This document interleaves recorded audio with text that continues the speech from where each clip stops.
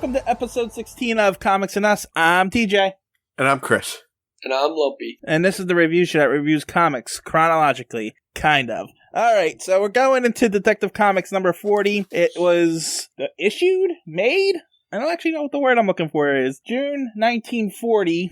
It is released. That's the word I was looking for. June 1940. And this one is called The Murders of Clayface. The cover of this one is Batman stopping some guy with a hatchet from cutting Robin down from a flagpole so he doesn't fall to his death. Does Batman have a hatchet? Oh yeah, he does, doesn't he? No, he's grabbing the guy's the guy's hatchet. But it does kind of look like he has a hatchet. Yeah, no, Batman's stopping him from chopping Robin, the pole that Robin's on. Now, I didn't even look at this, so. In the 40s, were there hatchets just everywhere? Because there was a lot of hatchets so far in this comics. Well, I think it was the weapon of choice for bad guys. It was probably easier at that time to get a hatchet than it was a gun. I guess. I don't know. There were a lot of guns in the 40s. Yeah, but it was also legal to purchase a hatchet. True. Anybody can go to a hardware store and say, hey, I'm just buying this hatchet. Whereas you got to go through like a bunch of things to get a gun. At least I think you did back then. I don't know. Anyway, the Detective Comics is still only 10 cents. Yeah, I'm waiting for it to go up. Cents. You're waiting for what, Uncle Chris? I'm waiting for it to go up. I want to see it go up. I want to know when it went up.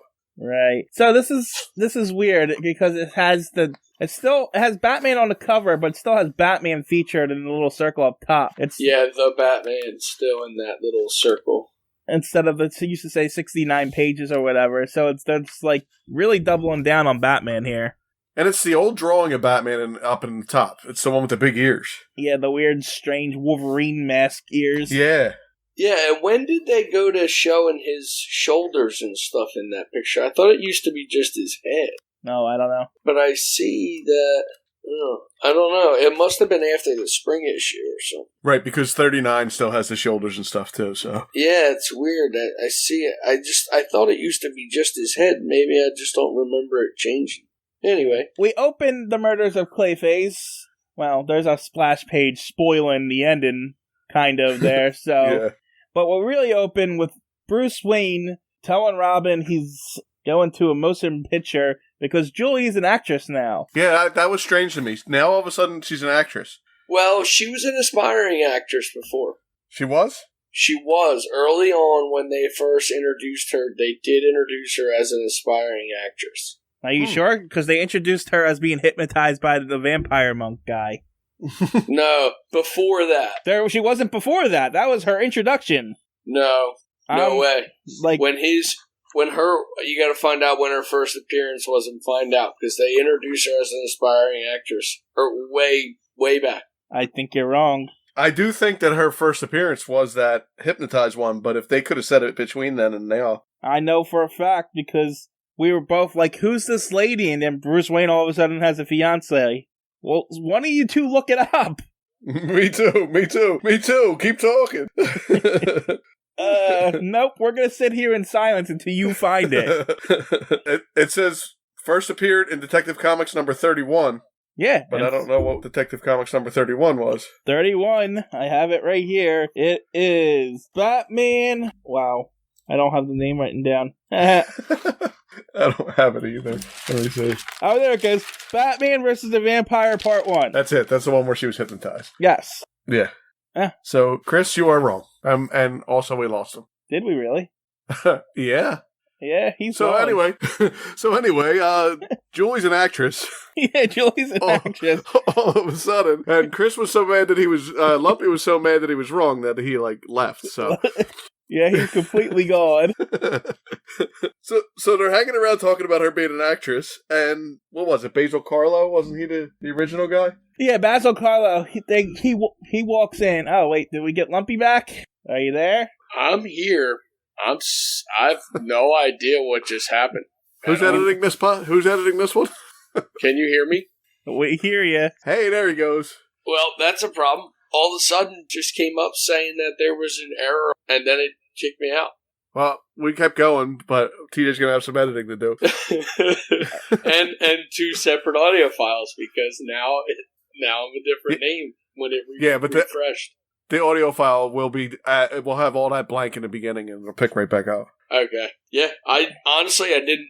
Nothing happened. I didn't click nothing. I was on my phone separate from the computer, and I heard you guys say we lost them, and I looked up, and it said there was an error on the page, and it just kicked me out. I had no idea what that was. I hope you know I'm leaving all this in. Good. Okay. That's fine. Anyhow, when I find what I'm talking about, I will prove you guys wrong next week. We figured you were upset because you were wrong and left. And I'm done with you. I'm out of here now. Just left.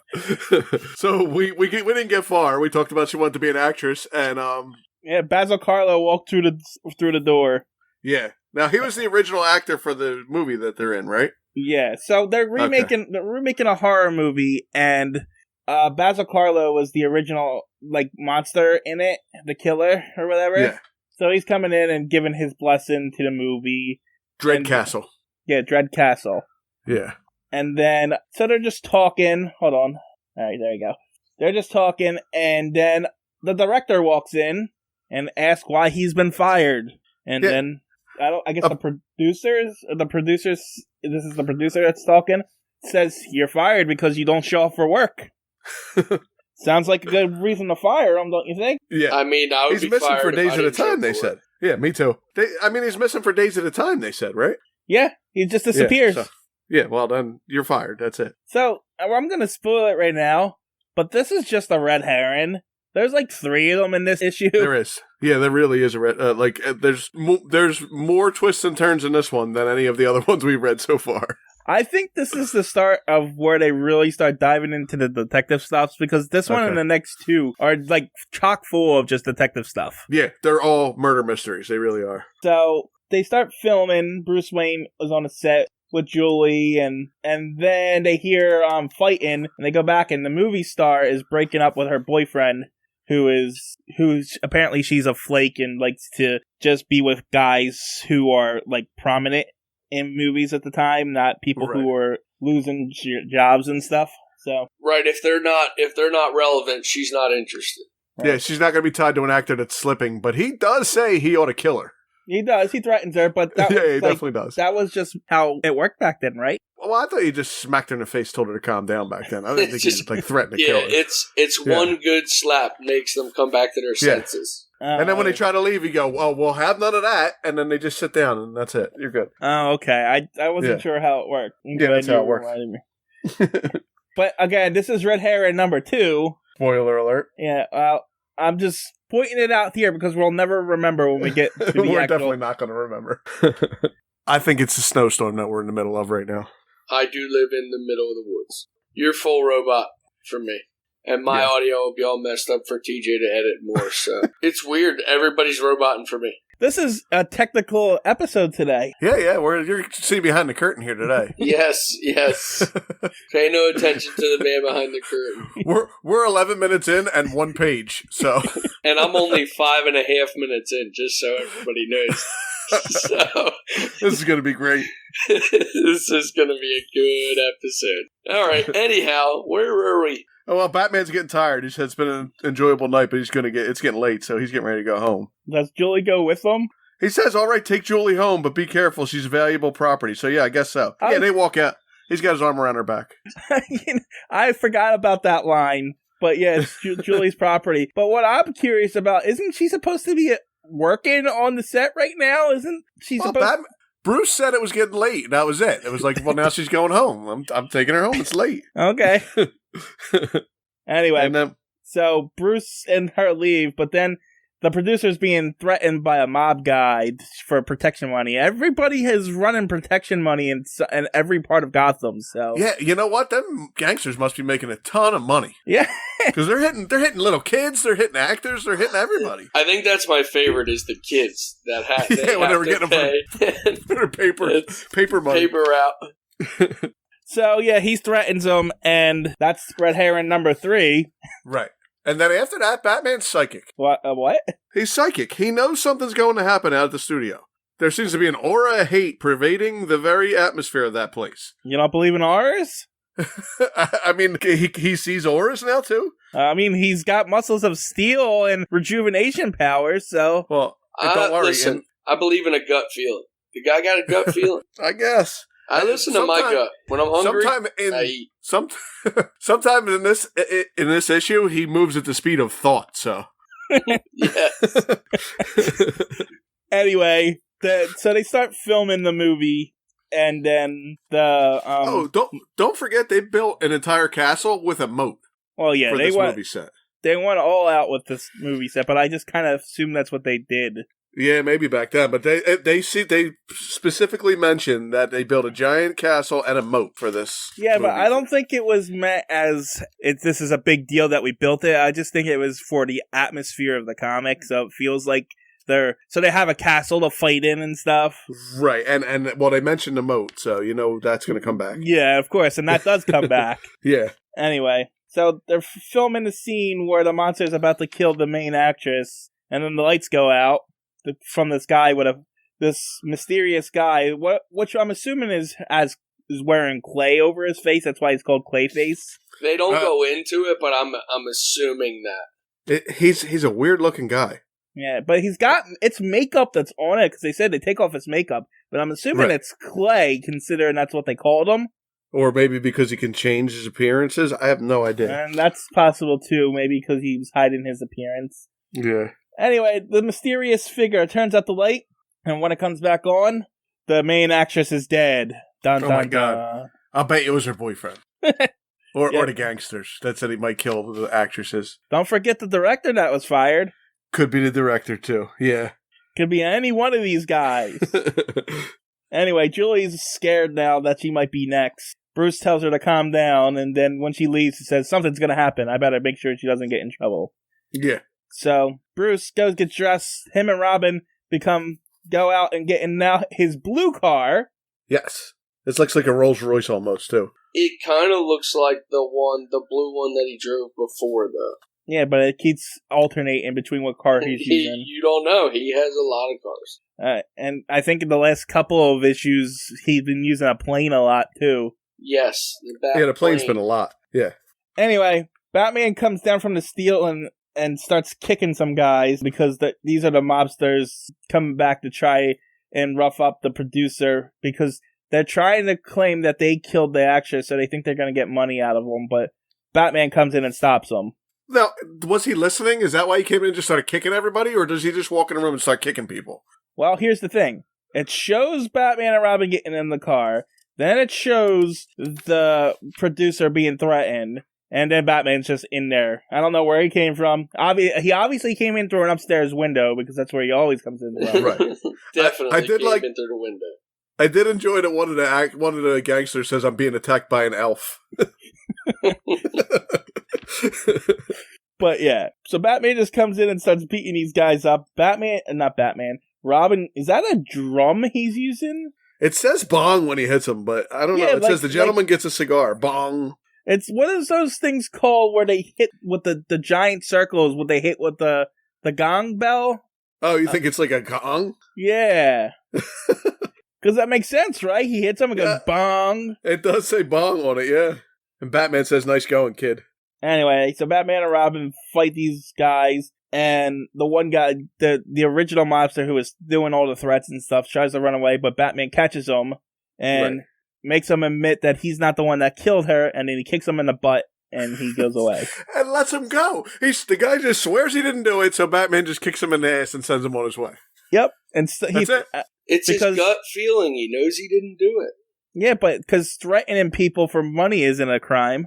And falsely saying you killed somebody isn't a crime. Exactly. What I do like about this is that Robin took the time to put the gong back because it's in this up where it was in the background. Oh, is it back? Yeah. So Robin's, made sure he cleaned up after himself. Exactly. It was a gong too, because I could see it's hanging from the thing where it swings. Yeah, I see it. Anyway, the producer tells Batman that it has to be the boyfriend, because if it's not the mobsters, who else would it be? So Batman gets back in his car, jumps a fence. He goes in through the front door. This is how you know this isn't the right place, because he goes in through the front door. Right, front door means wrong place. You're right. He opens up the closet for some reason, because that's the first place he looks, and he finds the dead body of the boyfriend. Dun dun dun. He's not dead yet, because he's still talking. Yeah, but he only says Clayface. I was going to say, I guess he's dying. Yeah, he's on his way out. So is the killer announcing himself as Clayface? Is that what's going on? I was wondering that too. Like, they're saying Clayface. Is that because he looks like he has clay on his face? But then his name is Clayface. So does he tell them that before he kills them? I think he stabs him and says, I'm Clayface! And then that's it. I'm going to leave you almost dead so you can tell somebody. Yep. So, Meanwhile, Batman has Robin in harm's way again all by himself. Like, he's a bad supervisor caretaker of this child. Terrible father figure. Yeah. To be fair, Robin doesn't listen at all. You're right. Robin just does whatever he wants to. Because Robin's back at the set, and he sees somebody up in the castle windows. I don't know how he sees anything, because at least in my panel, there's no lights or anything going on. He spies a light on. I think the light's coming out of that side window towards the moon. I see it. I'm guessing that's the light that he's talking about.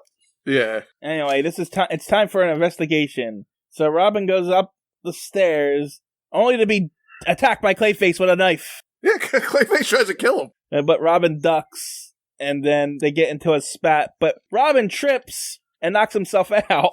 Yeah, I don't know what happened there. He hit his head on the thing? Yeah, it says he tripped and knocked himself out. Yeah, crack. It does say crack. He cracks his head. I'm guessing maybe he hits his head on the wall? Yeah. He trips on the fallen lamp and hits his head against the wall. Yeah, I guess so. Because the next panel shows Clayface dragging him, and then he throws him off the castle into the moat. The moat that we mentioned earlier. Yep. Batman just happens to be walking by at that time. And sees the falling body. That looks like Robin. Jumps in after him. So I guess the water doesn't wake Robin up when he's unconscious like it does Batman. Oh, it only wakes Batman up. Well, maybe it wasn't cold. Maybe it's going to be cold water. Maybe this was warm water because it's on the set. It's inside. Possibly. Anyway, so they go back. They have a full castle and a moat inside for the movie set? I mean, they said they built all that in the beginning. Hold on.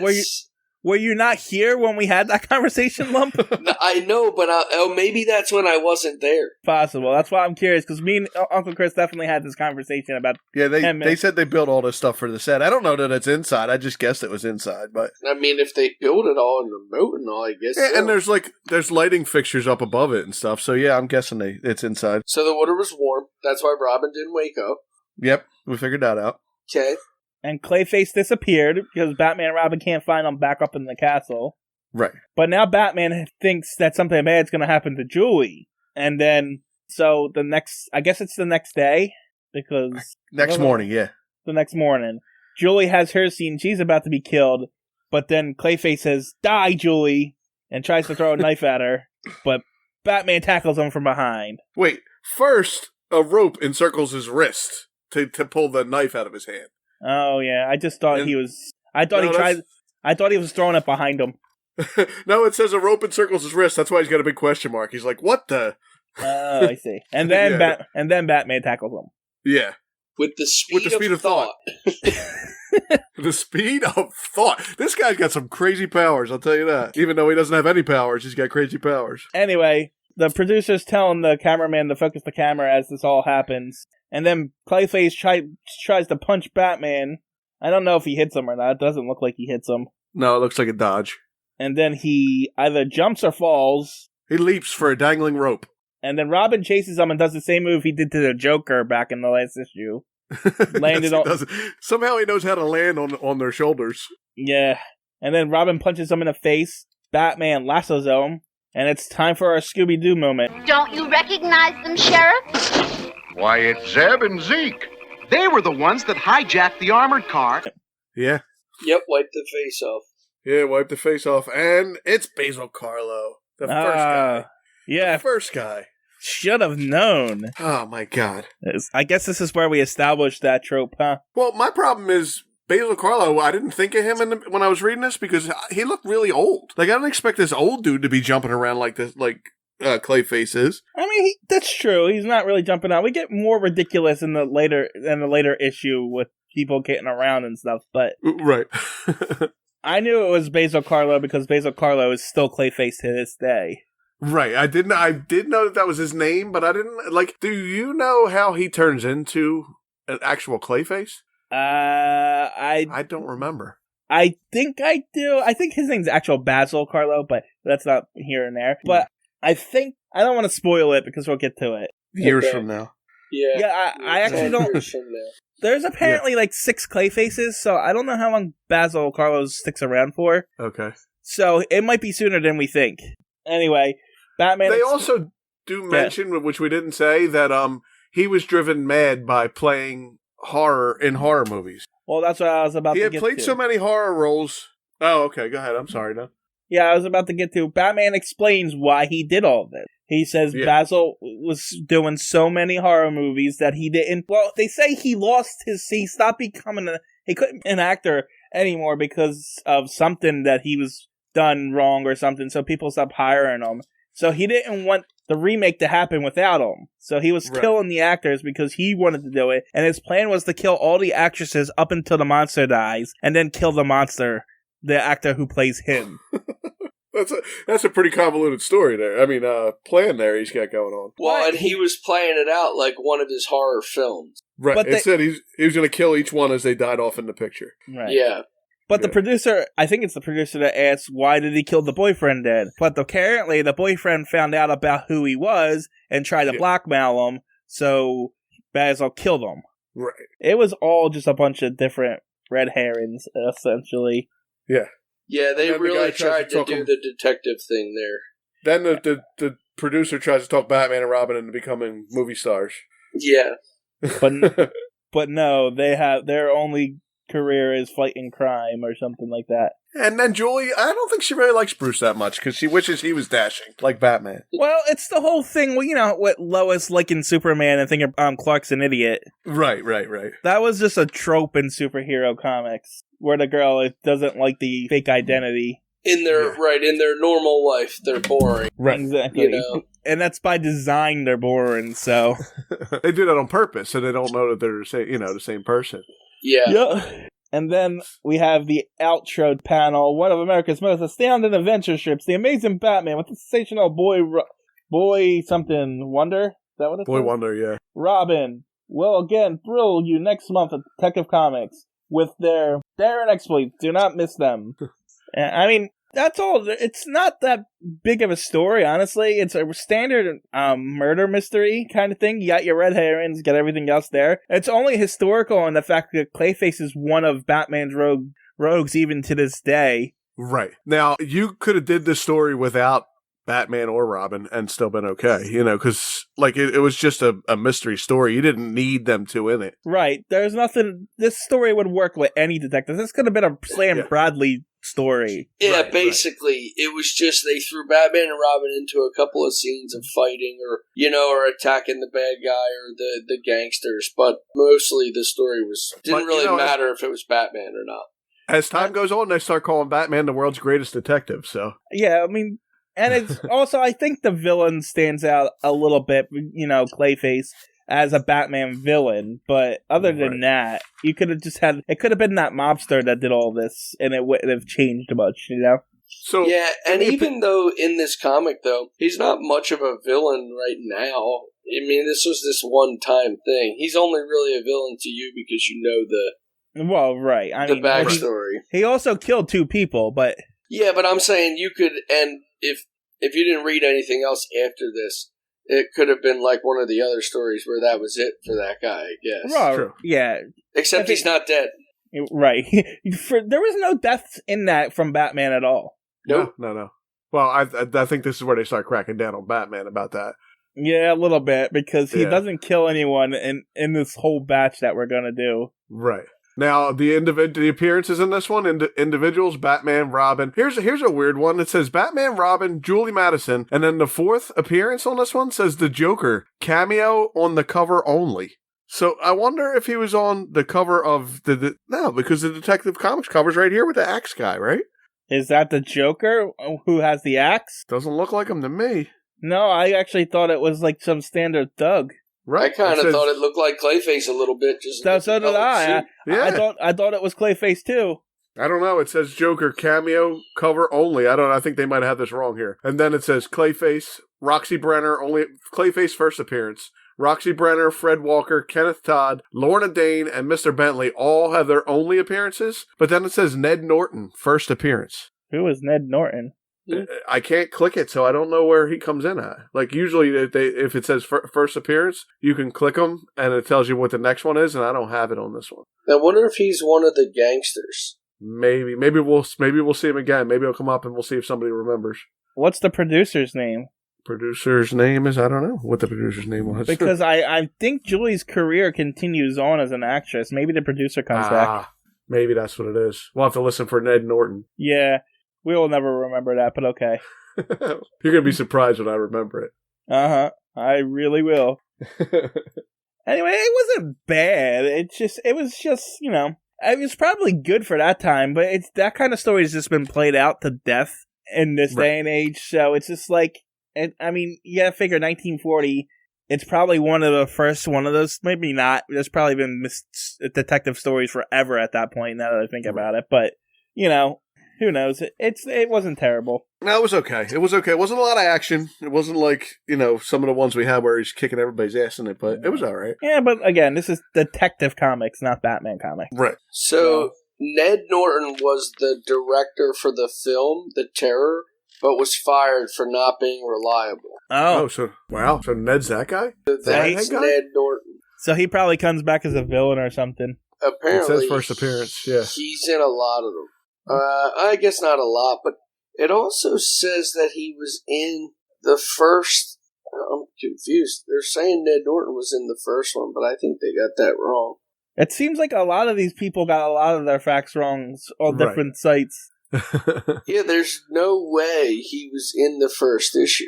No, I don't think so. I'm like, I would say I'm 100% sure we go through who's in them, so this website has to be wrong. But that is him. It shows a picture of him, the orange-haired director who was fired. Okay, I guess we'll find out.